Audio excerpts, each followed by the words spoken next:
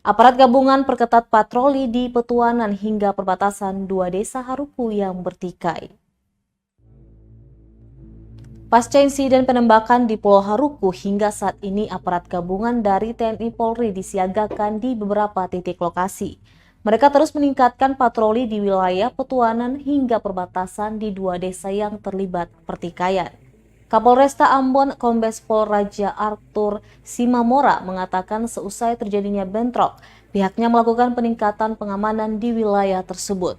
Hingga Kamis 17 Februari 2022, hari ini katanya ratusan personel memeriksa wilayah Petuanan hingga perbatasan di daerah tersebut.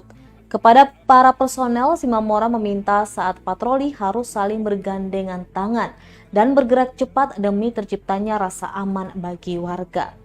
Arthur juga mengajak warga di Pulau Haruku bersama-sama menjaga situasi dan kondisi agar tetap aman dan kondusif.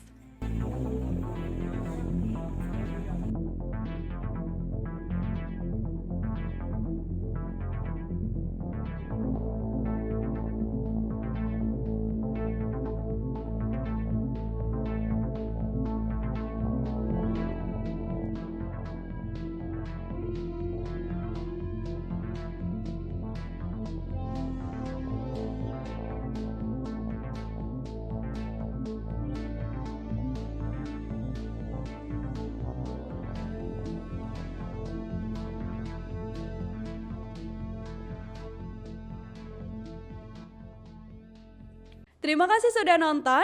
Jangan lupa like, subscribe, dan share ya.